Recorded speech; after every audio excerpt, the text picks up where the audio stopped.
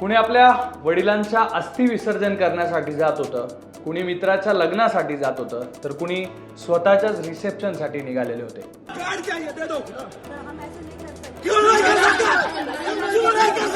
पण यातलं कुणीच कुठेच पोहोचलं नाही आणि याचं श्रेय जातं सगळं इंडिगो एअरलाइन्सला.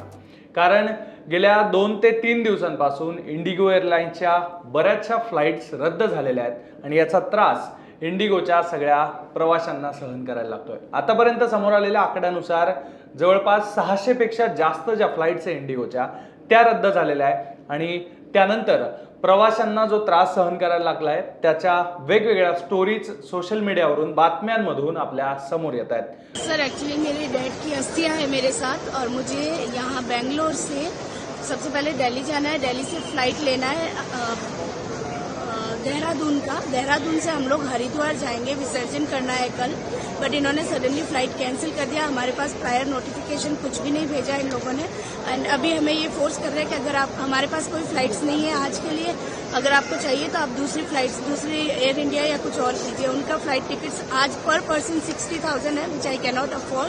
आता सगळ्यात महत्त्वाचं हे की या फ्लाइट्स रद्द का झाल्या, तर DGCAने एक नियम काढला मागच्या काही दिवसांपूर्वी, ज्यामध्ये त्यांना FDTL म्हणजेच ज्याला फ्लाईट ड्युटी टाइम लिमिटेशन असं म्हटलं जात आहे, या नव्या नियमानुसार जे पायलट्स असतील, क्रू मेंबर्स असतील, यांना आता एका ठराविक वेळेतच, आठवड्याभरात ठराविक वेळच यांना काम करता येणार आहे. कारण या कर्मचाऱ्यांना आराम मिळावा यासाठी हा निर्णय घेण्यात आलेला आहे. DGCAनं पुढचे धोके टाळण्यासाठी, झोप न झाल्यामुळे किंवा आराम न मिळाल्यामुळे ज्या पुढच्या अडचणी येऊ शकतात कर्मचाऱ्यांच्या माध्यमातून, त्या होऊ नये यासाठी हा नियम लागू केला होता. पण आता या नियमामुळं झालं असं की इंडिगोकडे पुरेसं मनुष्यबळ नव्हतं, त्यांना ते पूर्ण अरेंजमेंट्स करता आले नाही आणि त्याचा परिणाम असा झाला की त्यांच्या बऱ्याचशा फ्लाईट ज्या आहेत त्या रद्द झाल्या, त्या रद्द कराव्या लागल्या. या सगळ्या ऑपरेशनल चुकांमुळे दुसरीकडे मात्र हजारो प्रवाशांना याचा फटका सहन करावा लागलेला आहे.